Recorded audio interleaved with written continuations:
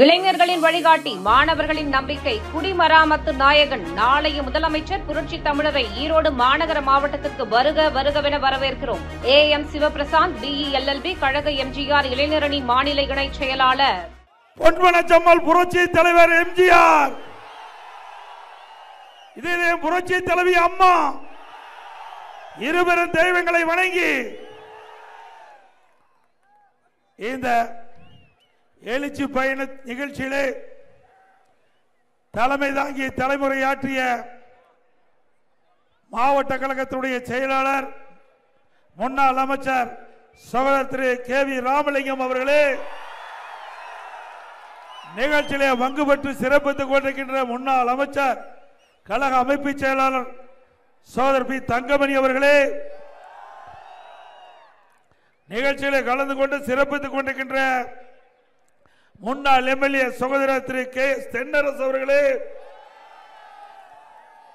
இந்த நிகழ்ச்சியிலே கலந்து கொண்டு சிறப்பித்துக் கொண்டிருக்கின்ற முன்னாள் மேயர் திருமதி மல்லிகா பரமசிவம் அவர்களே, முன்னாள் துணை மேயர் அண்ணன் திரு KC பழனிசாமி அவர்களே, மற்றும் நிகழ்ச்சியிலே பங்கு பெற்று சிறப்பித்துக் கொண்டிருக்கின்ற BJP மொடக்குறிச்சி சட்டமன்ற உறுப்பினர் திருமதி CK சரஸ்வதி அவர்களே, மற்றும் கழகத்துடைய நிர்வாகிகள் திருமதி ஜெயலட்சுமி மோகன் அவர்களே, திருமதி பாப்பாத்தி மணி அவர்களே, திரு காவேரி செல்வம் அவர்களே, திரு A பழனிவேல் அவர்களே, திரு S வீரகுமார் அவர்களே, திரு M சிவபிரகாஷ் அவர்களே, திரு பகுதி கழக செயலாளர்கள் திரு P கேசவமூர்த்தி அவர்களே, திரு R மனோகரன் அவர்களே, திரு S முருகநாதன் அவர்களே, திரு ஜெயபராஜ் முனுசாமி அவர்களே, திரு ராமசாமி அவர்களே, திரு SS ஜெயபாலாஜி அவர்களே, திரு முனியப்பன் அவர்களே, திரு M சுப்பிரமணியம் அவர்களே, திரு VC பரமசிவம் அவர்களே, திரு S துரைராஜ் அவர்களே, மற்றும் சார்படி பொறுப்பாளர்கள் திரு K சதீஷ்குமார் அவர்களே, திரு K ரத்தன் பிரதீபி அவர்களே, திரு துரை சேவக் அவர்களே, திரு S ரியாஸ் அவர்களே, திரு R சுமன்குமார் அவர்களே, திரு CS சிவகுமார் அவர்களே, திரு C கோபாலகிருஷ்ணன் அவர்களே, திரு ஜமனி K ஜெகதீசன் அவர்களே, திரு KS நல்லசாமி அவர்களே, திரு PPK மணிகண்டன் அவர்களே, திருமதி பரிமளா ராஜேந்திரன் அவர்களே, பாஜக மாவட்ட தலைவர் திரு SM செந்தில் அவர்களே, தமாக மாநில செயற்குறிப்பினர் வெள்ளாளர் காலேஜ் திரு சந்திரசேகர் அவர்களே, தமாக மாநில துணைத் தலைவர் முன்னாள் MLA சகோதரர் திரு விடியல் சேகர் அவர்களே, தமாக மாநில பொதுச் செயலாளர் சகோதரர் திரு யுவராஜ் அவர்களே, தமாக மாவட்ட திரு விஜயகுமார் அவர்களே, இங்கே மற்றும் இந்த நிகழ்ச்சியில் கலந்து கொண்டிருக்கின்ற முன்னாள் MLA மரியாதைக்குரிய மொடக்குறிச்சி திரு சிவசுப்பிரமணியம் அவர்களே, சீவா ராமசாமி அவர்களே, வாரியத்தை சிறப்பித்துக் கொண்டிருக்கின்ற அனைத்து இந்திய அண்ணா திராவிட முன்னேற்ற கழகத்திலே பல்வேறு பொறுப்புகளை வைக்கின்ற நிர்வாகிகளே, கழக உடன்பிறப்புகளே, மகளிரை சேர்ந்த சகோதரிகளே, இளைஞர் வட்டாளங்களே, தொழிலாளர் நண்பர்களே, வியாபார பெருமக்களே, பத்திரிகையாளர்கள், ஊடகங்களே, அனைவருக்கும் என்னுடைய முதற்கண் நன்றி கலந்த வணக்கம். இன்றைக்கு இந்த பகுதியில் கிழக்கு ஈரோடு கிழக்கு சட்டமன்ற தொகுதி, இந்த கிழக்கு சட்டமன்ற தொகுதியில் மிக திரளாக எழுச்சியாக இந்த நிகழ்ச்சியிலே பங்கு பெற்றுகின்ற அத்தனை பேருக்கும் மனமார்ந்த நன்றி. இங்கே வரவேற்பு கொடுத்தவர்கள், மேலதாளம் அடித்தவர்கள் அத்தனை பேருக்கும் நன்றி. இன்றைய தினம் நீங்க சிந்திச்சு பார்க்கணும், விடியா திமுக பொறுப்பேற்ற பிறகு தமிழகத்தில் சட்ட ஒழுங்கு அடியோடு சீரழிந்து விட்டது. எங்க பார்த்தாலும் போதைப் பொருள் விற்பனை விற்குதுல்ல, கஞ்சா விற்காத இடமே இல்லை. இன்றைக்கு எனக்கு கிடைத்த தகவல், ஈரோடு மாநகரம் பல பகுதியில் கஞ்சா விற்பனை அமோகமாக நடந்துகிட்டு இருக்குது. பல பேர் இடத்திலே புகார் செய்திருக்கின்றார்கள். இன்றைக்கு மாணவர்கள், கல்லூரிகள் அந்த பகுதியில் அதிகமாக கஞ்சா விற்பனை விற்கப்படுகிறது. இன்றைய ஆட்சியாளர்கள் எப்பொழுது ஆட்சிக்கு வந்தாங்களோ அப்பொழுது இந்த போதைப் பொருள் நடமாட்டம் அதிகரித்து விட்டது. சட்டமன்றத்தில் இந்த போதைப் பொருள் நடமாட்டம் குறித்து மரியாதைக்குரிய முதலமைச்சரிடத்தில் நாங்கள் சொன்னோம். ஆனால் முதலமைச்சர் அதை பற்றி கவலைப்பட்டதா தெரியல. இன்றைக்கு தமிழகம் முழுவதும் திராவிட முன்னேற்ற கழக 4 ஆண்டுகள் ஆட்சியில் எங்கே பார்த்தாலும் போதைப் பொருள் நடமாட்டம். ஆக இப்படி தமிழகத்தில் போதைப் பொருள் நடமாட்டம் அதிகரித்து பள்ளி மாணவர்கள், இளைஞர்கள், பொதுமக்கள் இந்த போதைக்கு அடிமையாகி சீரழியக்கூடிய நிலை தமிழகத்தில் ஏற்பட்டு விட்டது. இதற்கு இந்த அரசாங்கம் தான் பொறுப்பேற்க வேண்டும். இன்றைக்கு எந்த ஒரு மாநிலம் சிறப்பா இருக்குன்னு சொன்னா அந்த மாநிலத்தில் சட்டம் ஒழுங்கு சிறப்பா இருக்கணும். ஆனா தமிழகத்தில் எப்பொழுது பார்த்தாலும் இந்த போதைப் பொருள் நடமாட்டத்தால் இன்றைக்கு பொதுமக்கள் போதைக்கு அடிமையாய் காரணத்தினால் சட்ட ஒழுங்கு அடியோடு சீர்குலைந்து இன்றைக்கு எங்கே பார்த்தாலும் கொலை, கொள்ளை, திருட்டு, வழிப்பறிவு, பாலியல் வன்கொடுமை நடக்காத நாளே இல்லை. அதுவும் கொங்கு மண்டலத்தில் முதியோர் வசிக்கின்ற பகுதியை துல்லியமாக கணக்கிட்டு அந்த முதியோர்களை கொலை செய்து, கொடூரமான முறையில் கொலை செய்து அவள் இடத்தில் இருக்கின்ற நகை பணத்தை பறிக்கின்ற ஒரு அவல நிகழ்ச்சி இந்த ஆட்சியில் ஏற்பட்டிருக்கிறது. ஆக இந்த ஆட்சியில் ஒரு திறமையற்ற முதலமைச்சர், பொம்மை முதலமைச்சர் நாட்டை ஆண்டு கொண்டிருக்கின்ற காரணத்தாலே மக்களுக்கு பாதுகாப்பு இல்லை, சிறுமிகளுக்கு பாதுகாப்பு இல்லை, முதியோர்களுக்கு பாதுகாப்பு இல்லை. அப்படி ஒரு ஆவல ஆட்சி தமிழகத்தில் நடைபெற்றுக் கொண்டிருக்கிறதை நாம் எண்ணி பார்க்க வேண்டும். முதலமைச்சர் குறிப்பிடுகிறார், தமிழகம் தலைகுனிய விட மாட்டேன் என்று. எப்பொழுதே தலைகுனிந்து விட்டது திரு ஸ்டாலின் அவர்களே. நீங்க உங்களுடைய கட்சியை சேர்ந்தவர் மத்தியிலே அமைச்சராக இருக்கின்ற பொழுது டூஜி ஸ்பெக்ட்ரம் ஊழல், இமாய ஊழல், 1,74,000 கோடி ஊழல், தமிழகம் மட்டுமல்ல இந்தியாவே அதிர்கின்ற அளவுக்கு மிகப்பெரிய ஊழல். அப்பொழுதே தமிழ்நாட்டுடைய தலை குனிய வைத்து விட்டீர்கள். அது மட்டுமல்ல, இன்றைக்கு விடியா திமுக ஆட்சி பொறுப்பேற்று இந்த 4 ஆண்டு காலத்தில் இந்த ஈரோடு சட்டமன்ற தொகுதி கிழக்கு தொகுதிக்கு ஏதாவது ஒரு பெரிய திட்டத்தை கொண்டாந்துருக்காங்களா? அனைத்து இந்திய அண்ணா திராவிட முன்னேற்ற கழக ஆட்சி இந்த ஈரோடு கிழக்கு சட்டமன்ற தொகுதி இந்த பகுதியில் இருக்கிற மக்களுக்கு தங்குதடை இல்லாமல் பாதுகாக்கப்பட்ட காவிரி தண்ணீர் கிடைக்க வேண்டும் என்று கோரிக்கை வைத்தீர்கள். உங்களுடைய கோரிக்கை ஏற்று சுமார் 484 கோடி ரூபாய் மதிப்பீட்டிலே ஊராட்சி கொட்டையில் இருந்து நம்முடைய ஈரோடு மாநகர் முழுவதும் பாதுகாக்கப்பட்ட காவிரி தண்ணீர் கொடுப்பதற்கு நடவடிக்கை எடுத்து நானே அடிக்கல் நாட்டி அந்த பணியை துவக்கி வைத்தேன். வேண்டுமென்று திட்டமிட்டு அனைத்து இந்திய அண்ணா திராவிட முன்னேற்ற கழக ஆட்சியில் கொண்டு வரப்பட்ட திட்டம் என்ற ஒரே காரணத்திற்காக மக்களுக்கு வழங்க வேண்டிய அந்த தண்ணீரை கூட கொடுக்க முடியாத அவல ஆட்சி திமுக ஆட்சி. குடிப்பதற்கு கூட தண்ணீர் கொடுக்க முடியவில்லை என்றால் அது இவர்கள் கொண்டு வந்த திட்டம் இல்ல, அண்ணா திமுக ஆட்சியிலே கொண்டு வரப்பட்ட திட்டம். ஆக மக்களுக்கு ஒரு அரசு என்னென்ன அடிப்படை தேவை, குடிநீர் தேவை, இன்றியமையாதது குடிநீர். அதை கூட அண்ணா திமுக ஆட்சியிலே கொண்டு வர திட்டத்தை 4 ஆண்டு காலமாக முடக்கி வைத்து இன்னும் நிறைவேற்றப்படவில்லை. அண்ணா திமுக ஆட்சி வளர்ந்தவுடன் இந்த திட்டம் முழுமையாக செயல்பட்டு நம்முடைய ஈரோடு மக்களுக்கு 24 மணி நேரம் தங்குதடையால குடிநீர் வழங்கப்படும். அது மட்டுமல்ல, ஒரு மிகப்பெரிய திட்டம். இன்றைக்கு இந்த பகுதியில் நல்ல தண்ணீர் காவிரியிலே கிடைக்கவில்லை என்றுதான் கிட்டத்தட்ட 25 கிலோமீட்டருக்கு அப்பால் இருக்கின்ற ஊராட்சி கோட்டையிலிருந்து தண்ணீரை எடுத்துட்டு வந்து நம்முடைய ஈரோடு கிழக்கு சட்டமன்ற தொகுதி ஈரோடு மாநகர மக்களுக்கு தண்ணீர் வழங்கக்கூடிய நிலை இருந்தது.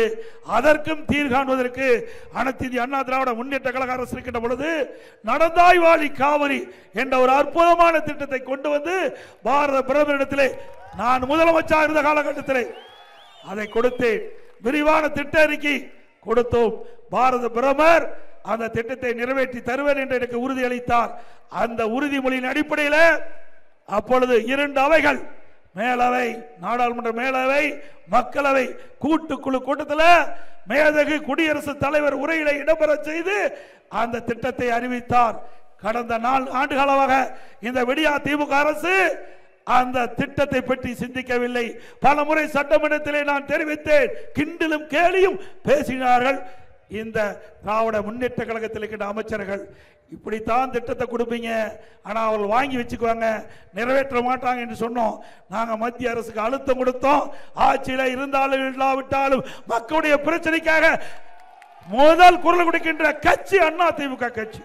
அந்த அடிப்படையிலே பாரத பிரதமருக்கும் மத்திய உள்துறை அமைச்சருக்கும் அழுத்தம் கொடுத்த காரணத்தினாலே இந்த ஆண்டு நடந்தாய்வாளி காவிரி திட்டம் நிறைவேற்றுவதற்காக 12,500 கோடி மத்திய அரசு கொடுக்கப்பட்டுகிறது. இன்றைக்கு மேட்டூரிலிருந்து திறக்கப்படுகின்ற நீர், மேட்டூர் அணையிலிருந்து திறக்கப்படுகின்ற நீர் காவிரி வழியாக கடலிலே கலக்கின்ற வரை சுத்தமான நீராக இருப்பதற்கு தான் நடந்தாய்வாளி காவிரி திட்டம். காவிரி கரை ஓரமாக இருக்கின்ற நகரத்தில் இருந்து வெளியேறுகின்ற அசுத்த நீர் பேபி கனால் அமைக்கப்பட்டு சுத்தகரிக்கப்பட்டு ஆற்றிலே விடப்படும், காவிரி ஆற்றிலே. அதே போல பவானி சாகரிலிருந்து வெளியேறுகின்ற நீர், அந்த அணையிலிருந்து வெளியேறுகின்ற நீர் கூடுதலிலே வந்து சங்கமாகிறது. அந்த கரை ஓரமாக இருக்கின்ற அந்த பகுதியில் இருந்து வெளியேறுகின்ற நீர் சுத்தகரிக்கப்பட்டு பவானி ஆற்றிலே விடப்படும். நொய்யல், அந்த நொய்யலில் அந்த ஆற்றிலே அசுத்த நீர் கலக்கின்ற அந்த இடத்தை கண்டறிந்து அதை சுத்தகரித்து நொய்யல் ஆற்றிலே விடப்படும். அமராவதி ஆறு, அந்த ஆற்றில் கரை ஓரமாக இருக்கின்ற அந்த நகரத்திலிருந்து வெளியேறுகின்ற நீரை சுத்தப்படுத்தி அமராவதி ஆற்றிலே விடப்படும். இப்படி கிளை நதிகள் எல்லாம் ஒன்றாக இணைந்து காவிரியிலே வந்து சங்கமாகிறது. அந்த காவிரி நீர் மேட்டூர் அணை திறக்கப்பட்டு கடலிலே கலக்கின்ற வரை இந்த நீரை சுத்தப்படுத்தி விரிகின்ற திட்டம் தான் நடந்தாய்வாளி காவிரி திட்டம். மிகப்பெரிய சாதனை. இனி ஈரோட்டிலிருந்து ஈரோடு நகரம், பள்ளிவளை நகரம், இங்கே வெளியேறுகின்ற அசுத்த நீரை சுத்தப்படுத்தி காவிரியிலே விடப்படும். இதுக்குத்தான் 12,500 கோடி. இந்த திட்டத்திற்கு அண்ணா திமுக அரசு எடுத்த நடவடிக்கையின் காரணமாக மத்திய அரசு நிதி ஒதுக்கீடு செய்யப்பட்டிருக்கிறது. முழுக்க முழுக்க இந்த ஈரோடு மக்களுக்கு இனி காவிரியிலே இருந்து நல்ல சுத்தமான நீர் உங்க பகுதியிலே கிடைக்கும். எங்கேயும் நாட வேண்டிய அவசியமே இல்லை. ஆனா விடியா முதற்கட்டமா 1000 கோடி ஒதுக்கிட்டாங்க. இந்த ஆண்டு இந்த திட்டத்தை துவக்க வேண்டும் என்று 1000 கோடி நம்முடைய மாநில அரசுக்கு ஒதுக்கப்பட்டிருக்கிறது.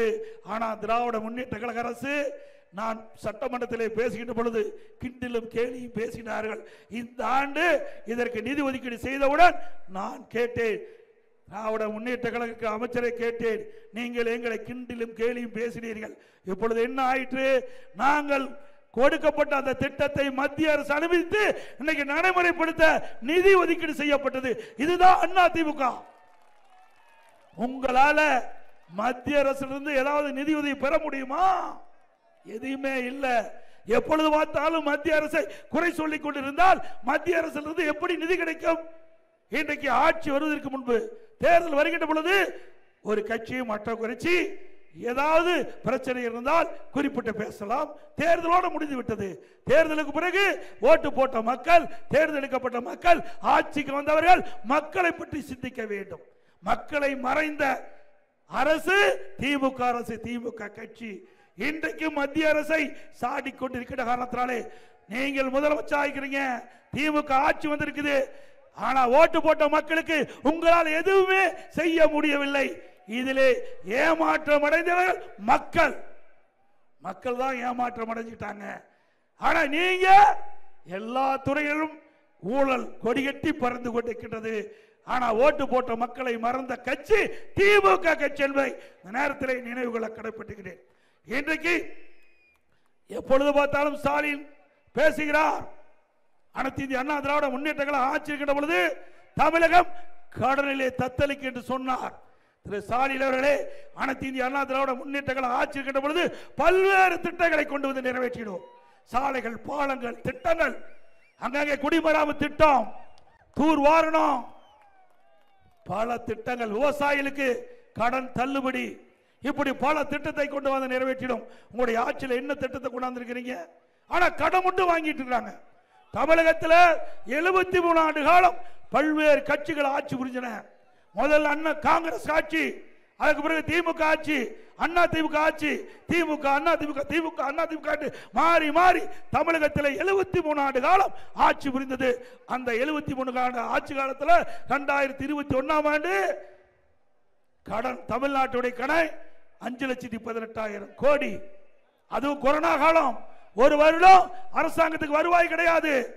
இன்றைக்கு கல்லால் ஆய்த்திருவை கடை, டாஸ்மாக் கடை திறக்கல, அதுல வருவாய் வரல, டிரான்ஸ்போர்ட் வருவாய் வரல, ரோட் டாக்ஸ் வருவாய் வரல, பத்திரப்பதிவு வருவாய் வரல, ஜிஎஸ்டி வருவாய் வரல, பெட்ரோல் டீசல்ல வரி வருவாய் அது வரல. ஒட்டுமொத்தமாக இன்றைக்கு கொரோனா காலத்தில் அப்பொழுது அரசாங்கத்துக்கு எவ்வித வருவாயும் இல்லாத போது கூட 40,000 கோடி கொரோனாக்கா செலவழிச்சோம். இப்படிப்பட்ட காலகட்டத்தில் கூட விலைவாசி உயராம பார்த்துக்கிட்டோம். உங்களுடைய ஆட்சியில எந்த ஒரு திட்டத்தையாவது கொண்டாந்து நிறைவேற்றிருக்கீங்களா? ஸ்மார்ட் சிட்டி திட்டம் 1000 கோடி இந்த நகரத்திற்கு மட்டும் செலவழித்திருக்காங்க அதிமுக ஆட்சியில. மறுக்க முடியுமா? எத்தனை கல்லூரி ஒரே ஆண்டில் 11 அரசு மருத்துவக் கல்லூரி மருத்துவமனை கொண்டாந்து சாதனை படைத்தோம். 6 சட்ட கல்லூரி, 68 கலை மற்றும் அறிவியல் கல்லூரி, 21 பாலிடெக்னிக் கல்லூரி, 5 கால்நடை மருத்துவக் கல்லூரி ஆராய்ச்சி நிலையம், 4 பொறியியல் கல்லூரி, 4 வேளாண்மை கல்லூரி, பிடெக், ஐடிஐ, இப்படி பல கல்லூரி திறந்து கூட கடன் குறைவாக வாங்கணும். மூலதன செலவு அதிமுக ஆட்சி முதலீடு செஞ்சோம். உங்களுடைய ஆட்சியில் வருவாய் செலவு எல்லாம் வருவாய் செலவு என்றால் இந்த மானியம் கொடுக்குது, சம்பளம் கொடுக்கிறது, வாங்கின கடனை திருப்பி செலுத்துவது, வட்டி கொடுப்பது, இப்படித்தான் உங்க ஆட்சியில பார்க்க முடியுது. மூலதன செலவு, புதிய கல்லூரிகள், புதிய பாலங்கள் எதுவுமே வராத ஒரு ஆட்சி திமுக ஆட்சி. ஆனா கடன் மட்டும் 4,38,000 கோடி 4 ஆண்டுல வாங்கி இருக்கிறாங்க. 4 வருஷத்துல 4,38,000 கோடி. இந்த 25-26ல மேலும் 1 லட்சம் கோடி கடன் வாங்க போறாங்க. அப்படி திராவிட முன்னேற்ற கழக ஆட்சி நிறைவேறுகின்ற பொழுது 5 ஆண்டுல 5,38,000 கோடி கடனை வாங்கி தமிழ்நாட்டு மக்களை கடன்காரன் ஆக்குனதுதான் திமுக ஆட்சியுடைய சாதனை. வேற என்ன சாதனை படிச்சீங்க? இன்னைக்கு எண்ணி பார்க்க வேண்டும். இந்த கடனை வட்டியோட திருப்பி செலுத்தணும். எப்படி செலுத்த முடியும்? இந்த கடனை வாங்கிட்டாங்க, இன்னைக்கு அரசாங்கம் திருப்பி செலுத்த வேணும். செலுத்தாவிட்டால் இன்றைக்கு மீண்டும் கடன் கிடைக்காது. எந்த திட்டமும் தமிழகத்தில் நிறைவேற்றப்பட முடியாது. அப்போ வரி போட்டு தான் மக்களிடத்தில் வசூல் செய்து இந்த கடனை அடைக்க முடியும். சிந்திக்க வேண்டும். திராவிட முன்னேற்ற கழக ஆட்சிக்கு வந்த பிறகு இந்த நகராட்சி, இது மாநகராட்சியா இருக்குது. மாநகராட்சியில் வீட்டு வரி 100% உயர்த்தப்பட்டு விட்டது. 100% வீட்டு வரி உயர்வு. ஒவ்வொரு ஆண்டும் 6% வீட்டு வரி உயர்வு. கடைக்கு 150% வரி உயர்வு. ஒவ்வொரு வருஷமும் 6% என்றால் 9% உயர்வு. போன ஆண்டு உயர்த்தினாங்க. இப்போ இந்த ஆண்டு வீட்டுக்கு 106% உயர்வு, கடைக்கு 189% உயர்வு. அப்புறம் குடிநீர் வரி போதாதுக்கு குப்பைக்கு வரி போட்ட ஒரே அரசாங்கம் திமுக அரசாங்கம் தான். இப்படி மக்கள் மீது வரி போட்டு மிக மிக மக்களை இன்றைக்கு துன்பத்திற்கு ஆளான அரசாங்கம் திமுக அரசாங்கம். அது மட்டுமல்ல, நீங்க வீடு கட்டணும்னா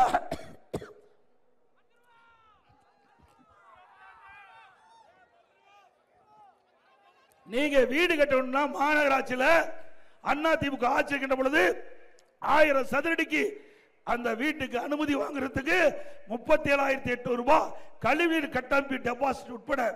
இதே திமுக ஆட்சிக்கு வந்த பிறகு இன்றைக்கு பாத்தீங்கன்னா 88,000 ரூபாய் இதுக்கு வாங்குறாங்க. அது இல்லாத கழிவுநீர் கட்டணம் 20,000 ரூபாய், 1,08,000 ரூபாய் வாங்குறாங்க. அண்ணா திமுக ஆட்சியில் 1000 சதுரடி நீங்கள் வீடு கட்டுவதற்கு அனுமதி 37,800. திமுக ஆட்சியில் 1,08,000. ஆக 71,000 ரூபாய் 1000 சதுரடி வீட்டு கட்டுவதற்கு அனுமதிக்கு நீங்க பணம் கட்டி ஆகணும். இப்படி மக்களை வாட்டி வதைக்கின்ற அரசு விடியா திமுக அரசு என்பதை நேரத்தில் தெரிவிக்க விரும்புகிறேன். அது மட்டுமல்ல, கட்டுமான பொருள் கடுமையா உயர்ந்து விட்டது. அண்ணா திமுக ஆட்சிக்கின்ற பொழுது ஒரு யூனிட் ஜல்லி 2,500 ரூபாய், இன்னைக்கு ஒரு யூனிட் ஜல்லி 4,500 ரூபாய். எம்சாண்ட் அண்ணா திமுக ஆட்சியில் 3,000 ரூபாய், திமுக ஆட்சிக்கு வந்த பிறகு 5,500 ரூபாய். ஒரு மூட்டை சிமெண்ட் வெளி மார்க்கெட்ல அண்ணா திமுக ஆட்சியில் 240 ரூபாய், திமுக ஆட்சியில் 350 ரூபாய். ஒரு டன் கம்பி அண்ணா திமுக ஆட்சியில் 40,000 ரூபாய், இன்றைக்கு ஒரு டன் கம்பி 70,000 ரூபாய். அதுபோல ஒரு செங்கல் அண்ணா திமுக ஆட்சியில் 6 ரூபாயிலிருந்து 8 ரூபாய் வரைக்கும் வித்தது. இன்றைக்கு திமுக ஆட்சியில் ஒரு செங்கல் 12 ரூபாய்.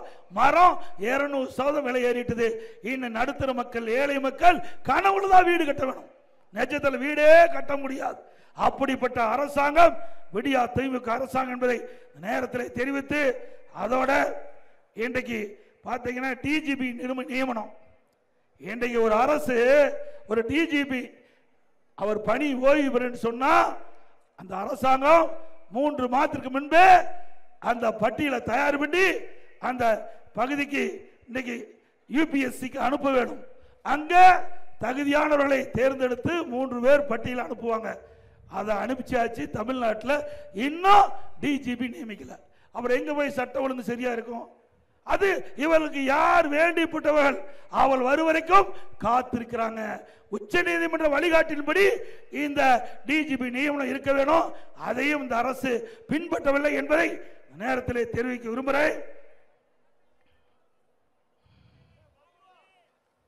அதே போல இன்றைக்கு மாநகராட்சி, இன்றைக்கு மதுரை மாநகராட்சியில் பார்த்தீங்கன்னா வருவாயில் மட்டும் 200 கோடி கொள்ளை அடிச்சிருக்கிறாங்க.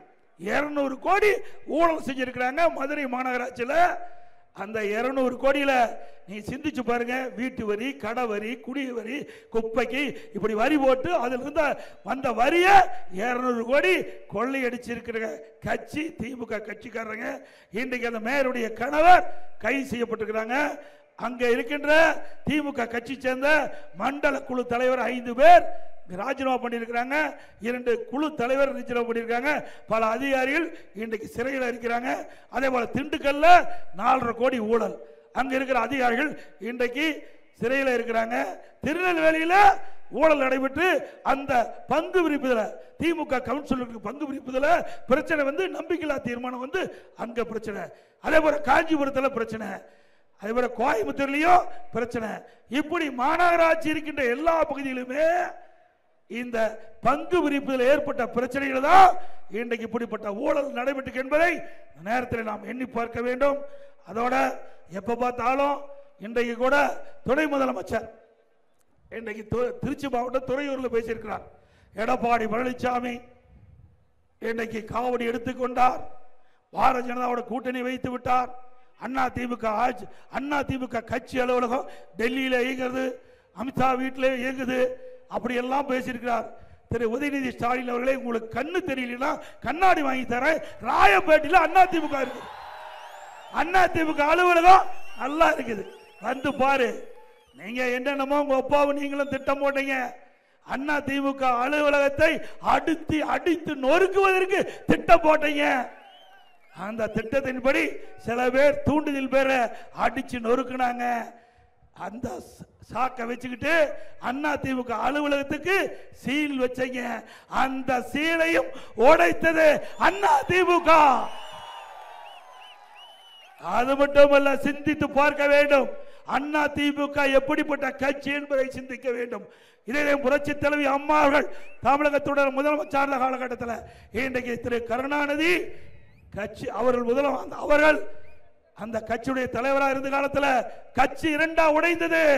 வைகோ ஒரு பக்கம், திரு கருணாநிதி ஒரு பக்கம். அப்ப அந்த கட்சியை கைப்பற்ற முயற்சித்தார்கள். அறிவாலயத்தை காப்பாற்றி கொடுத்த கட்சி அதிமுக கட்சி. அதிமுக மறந்து விடார்கள். உங்களை போல எதிர்கட்சியிலே பழி வாங்கிற எண்ணம் அதிமுகவுக்கு இல்லை. ஆனால் இதே போல் இருந்தால் சக்கரம் சுத்திட்டு இருக்குது, கீழே இருக்கு சக்கரம் மேலே வரும். அதிமுக பார்த்து கொண்டிருக்கிறது. அடுத்த ஆண்டு நடைபெறுகின்ற சட்டமன்ற தேர்தலில் அதிமுக வெற்றி பெற்று இதற்கெல்லாம் தகுந்த நாங்கள் பதிலடி கொடுப்போம் என்பதை மட்டும் நீங்கள் எண்ணி பார்க்க வேண்டும். அது மட்டுமல்ல, இது உதயநிதி எப்ப வந்தாரு, என்ன பண்ணா உங்களுக்கு நல்லாவே தெரியும். இவர் யாரு? திரு கருணாநிதி பேரன், திரு ஸ்டாலினுடைய மகன். வேற என்ன உழைப்பு இருக்குது? திமுக உழைப்பு கொடுத்திருக்காரா? இவரு பேசுறாரு, நம்மள பால்டா எல்லாம் பேசுது, என்ன பண்றது? ஆக சிந்திக்க வேண்டும். இதே கரூர்ல 41 பேர் இன்றைக்கு விலை மதிக்க முடியாத உயிர் இழந்துட்டோம். முதலமைச்சர் இரவோடு இரவா வந்து பார்த்தார், சரி. ஆனா துணை முதலமைச்சர் எப்படி வந்தாரு? உல்லாச சுற்றுப்பயணம் போனார். தனி விமானத்தில் துபாயிலிருந்து திருச்சி வந்தார். திருச்சியிலிருந்து நேரா மருத்துவமனைக்கு போனார். ஒரு மாலை வாங்கி போட்டார், பார்த்தாரு, பேட்டி கொடுத்தாரு.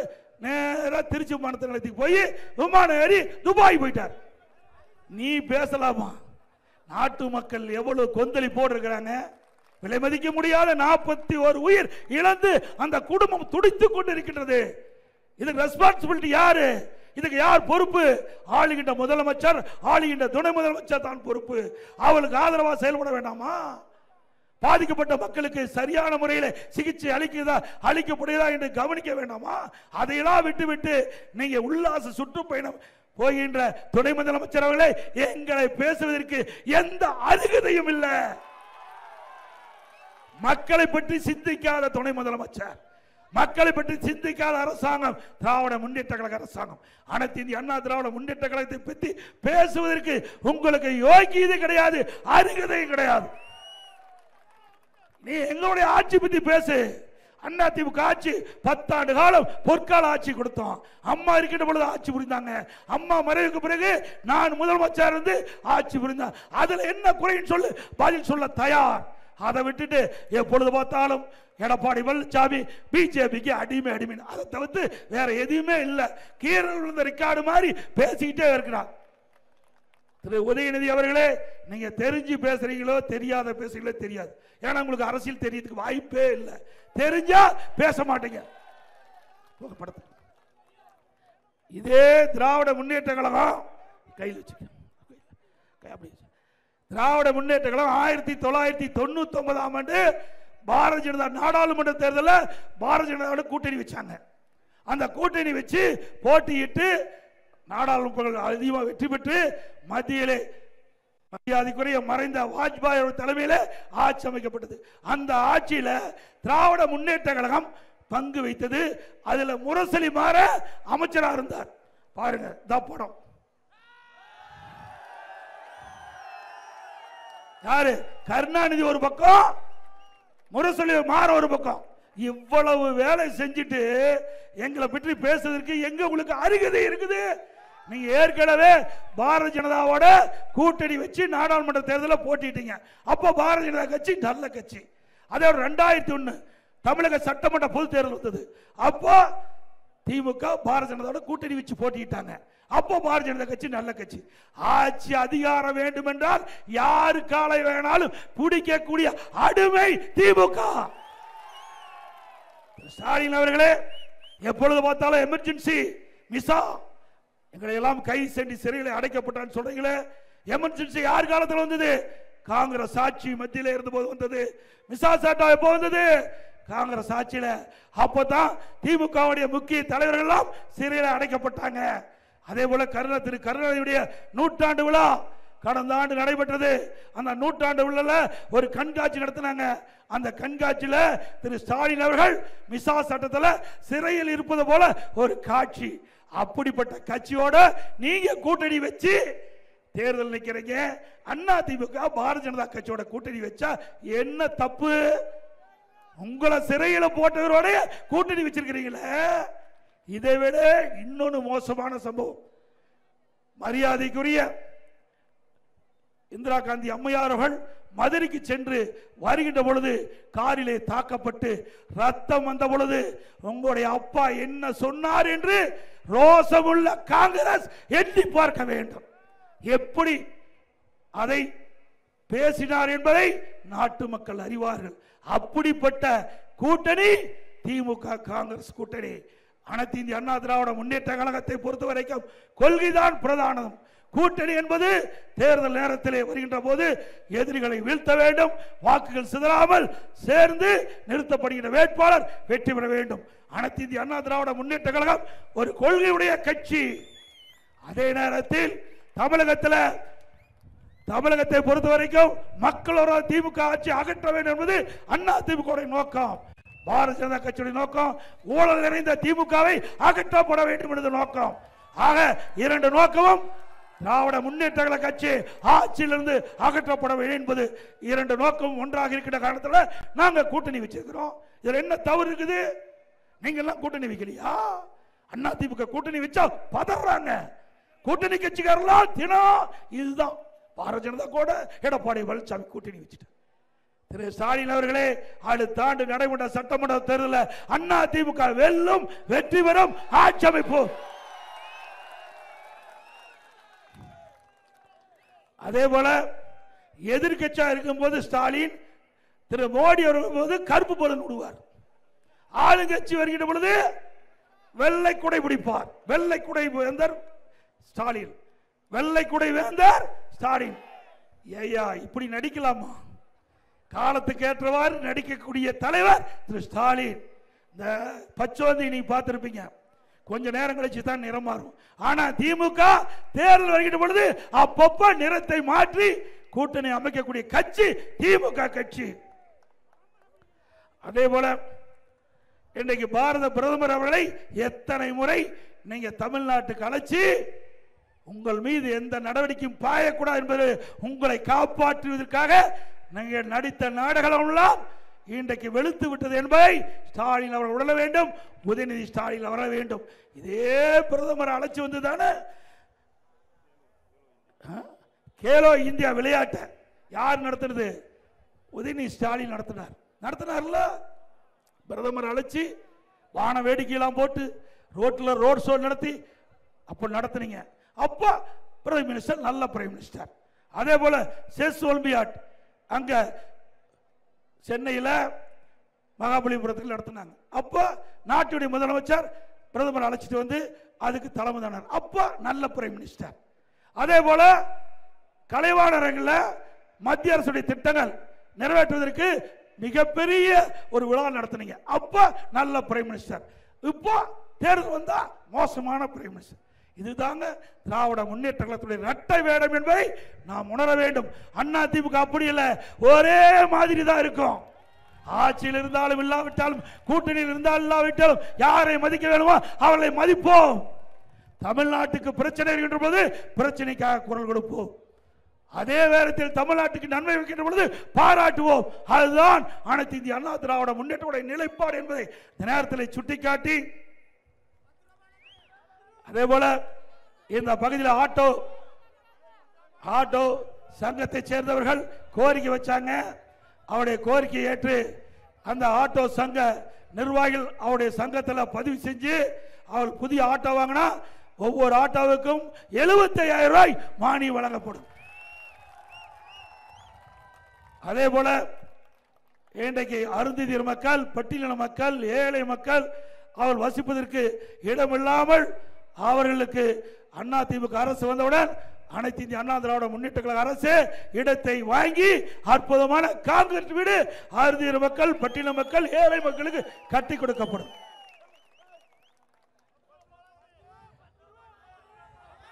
அங்கேயே பேசிட்டப்பா, அதான் உங்களுக்கே தெரியுதா 10 ரூபாய்னா யாருன்னு. அது 10 ரூபாயில நாடு அறிந்த விஷயம். அதை பத்தி கவலையே பட வேண்டியதுல. நாட்டு மக்களுக்கு தெளிவா தெரியும் யார் 10 ரூபாய் டாஸ்மாக்ல பாட்டிலுக்கு 10 ரூபாய் அதிகமாக நாட்டு மக்களுக்கு தெரியும். அதை சொல்லி தெரிய வேண்டியதுல நான் மொடக்குறிச்சியிலே பேசிட்டேன். அப்புறம் இன்றைக்கு திராவிட முன்னேற்ற கழகம் மக்கள் செல்வாக்கு இழந்து விட்டது. அதனாலதான் ஓரணியில் தமிழ்நாடு சொல்லி அவன் கட்சிக்காரன்லாம் வீடு வீடா திமுக படிவத்தை எடுத்துட்டு போய் உறுப்பினராக சேருங்க என்று கெஞ்சி கூத்தாடி இன்றைக்கு உறுப்பினர் சேர்க்கக்கூடிய அவலநிலை திமுக காரணத்தை ஏற்பட்டது. இந்தியாவில் பல கட்சி இருக்குது, தமிழ்நாட்டிலையும் பல கட்சி இருக்குது.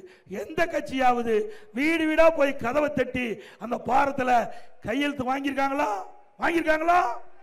ஆனா திமுகவுக்கு இப்படிப்பட்ட பரிதாபமான நிலைக்கு போயிட்டாங்க. அதனாலதான் ஏதோ அவதூறு செய்தியை பரப்பிட்டு வராங்க.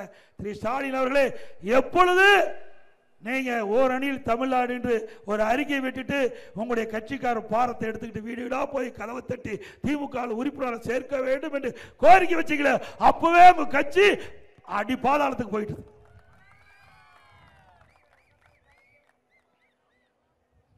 அதே போல இஸ்லாமிய பெருமக்களுக்கு அனைத்து இந்திய அண்ணா திராவிட முன்னேற்ற கழகம் இருக்கின்ற பொழுது பல்வேறு திட்டங்களை நிறைவேற்றி தந்தோம். மாண்புமிகு அம்மா அவர்கள் தமிழகத்துடைய முதலமைச்சர் இருக்கும் பொழுது இஸ்லாமிய பெருமக்கள் கோரிக்கை வச்சாங்க. புனித ரமலான் மாதத்தில் பள்ளிவாசலுக்கு நோன்பு கஞ்சி தயாரிக்க அரிசி வேணும்னு கேட்டாங்க. ஒவ்வொரு ஆண்டும் புனித ரமலான் மாதத்தில் பள்ளிவாசலுக்கு நோன்பு கஞ்சி தயாரிக்க சுமார் 5400 மெட்ரிக் டன் அதிமுக அரசு வழங்கிச்சது. தொடர்ந்து வழங்கப்பட்டது. நாகூர் தர்கா சந்தன கூடு திருவிழாவிற்கு சந்தன கட்டை முழுசு வழங்கப்பட்டது. அதே போல ஹஜ் புனித பயணம் மேற்கொள்ள அந்த நிதியை உயர்த்தி கொடுக்க வேண்டாங்க. 2021 6 கோடி கொடுப்பதை 12 கோடியாக உயர்த்தி கொடுத்த அரசாங்கம் அதிமுக அரசாங்கம். இன்னும் பல்வேறு கோரிக்கைகள் கொடுத்ததெல்லாம் அந்த இஸ்லாமிய பெருமக்களுக்கு நிறைவேற்றி தந்த அரசாங்கம் அதிமுக அரசாங்கம் என்பதை நேரத்திலே தெரிவித்து,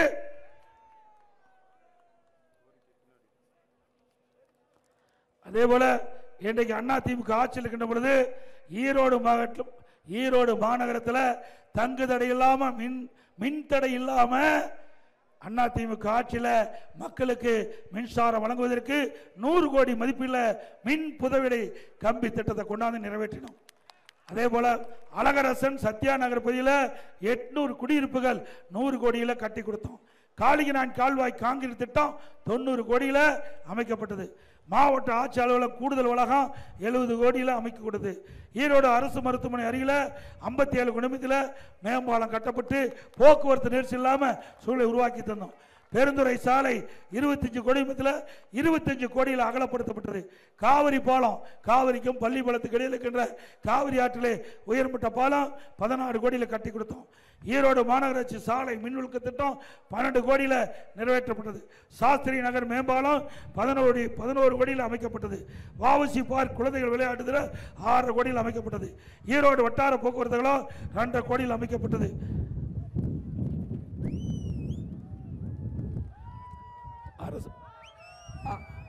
அதே போல ஈரோடு அரசு பொது மருத்துவமனை 100 கோடியில் விரிவுபடுத்தப்பட்டது. அதிமுக ஆட்சியில் கொண்டு வரப்பட்டு அது ஸ்டிக்கர் ஒட்டி திறக்கப்பட்ட நிகழ்வுகள். சத்திரோடு நால்வழிப்பது தாட்டம் 175 கோடியில் அதிமுக ஆட்சியில் பணி ஆரம்பிக்கப்பட்டது. அதை திமுக ஆட்சி முடித்து ஸ்டிக்கர் ஒட்டி திறந்துட்டாங்க. புதுமை காலில் 172 கோடியில் குடியிருப்பில் கட்ட அதிமுக ஆரம்பிக்கப்பட்டு திமுக ஆட்சியில் திறந்தாங்க. கனி மார்க்கெட் 52 கோடியில் பணி ஆரம்பிக்கப்பட்டு முடிவு பெற்று திமுக ஆட்சியில் திறந்திருக்கிறாங்க. புதிய பேருந்து நிலையம் 42 கோடியில் விரிவாக்க பணிகள் ஆரம்பிக்கப்பட்டு விடியா திமுக ஆட்சியில் ஸ்டிக்கர் ஒட்டி திறக்கப்பட்டது. நேதாஜி மார்க்கெட் 32 கோடி மதிப்பீட்டில் அதிமுக ஆட்சியில் பணி ஆரம்பிக்கப்பட்டு திமுக ஆட்சியில் ஸ்டிக்கர் ஒட்டி திறக்கப்பட்டது. காளை மாட்டு சிலை வணிக வளாகம் 28 கோடியில் கட்ட ஆரம்பித்து விடியா திமுக ஸ்டிக்கர் ஒட்டி திறக்கப்பட்டது. 4 ரோடு வணிக வளாகம் 16 கோடி மதிப்பீட்டில் ஆரம்பிக்கப்பட்டு திமுக ஆட்சியில் திறக்கப்பட்டது. ஈரோடு மாநகராட்சி கூடுதல் அலுவலக கட்டணம் 6 கோடியில் ஆரம்பிக்கப்பட்டு திமுக ஆட்சியில் திறக்கப்பட்டது. இப்படி அதிமுக ஆட்சியில் திட்டங்கள் அறிவிக்கப்பட்டு முடிகின்ற தருவாயில் ஆட்சி மாற்றம். இந்த திட்டத்தை எல்லாம் திமுக முதலமைச்சர் ஸ்டிக்கர் ஒட்டி திறந்ததுதான் திமுக ஆட்சியுடைய சாதனை. வேற என்ன செஞ்சாங்க? ஈரோடு கிழக்கு சட்டமன்ற தொகுதியில் இவ்வளவு பணிகள் அதிமுக ஆட்சியில் செஞ்சிருக்கிறோம். அதோட நிலுவை பணி பெரும்பள்ள ஓடை விரிவாக்க திட்டம் 200 கோடியில் கொண்டாந்தோம். இன்னும் முழுமை பெறல. அதிமுக ஆட்சி முழுமை பெறும். நல்லாக்கவுண்டம் பாளையத்தில் 400 வீடுகள் 150 கோடியில் கட்டப்பட்டு இன்னும் பயன்பாட்டு கொண்டு வராம இருக்கிறாங்க. இப்படி பல திட்டத்தை கொண்டு வந்து நிறைவேற்றப்பட்ட அரசு அதிமுக அரசாங்கம் என்பதை நேரத்தில் தெரிவித்து, இன்னும் நிறைய இருக்குது. இன்னும் 1 மணி நேரம் ஆயிரும். 2026ஆம் ஆண்டு நடைபெற்ற சட்டமன்ற பொதுத் தேர்தலில் அனைத்து இந்திய அண்ணா திராவிட முன்னேற்ற கழக தலைமையில் அமைக்கப்பட்ட கூட்டணிய வெற்றி வேட்பாளர் அவர் அதிமுக சார்பில் நிறுத்தப்பட்டால் இருட்டலை சின்னத்துக்கு வாக்களியுங்கள். அதேபோல கூட்டணி கட்சிக்கு ஒதுக்கப்பட்டால் அவருடைய சின்னத்துக்கு வாக்களித்து வெற்றி பெற செய்ய வேண்டும் என்று அன்போடு கேட்டு, மக்களை காப்போம், தமிழகத்தை மீட்போம்,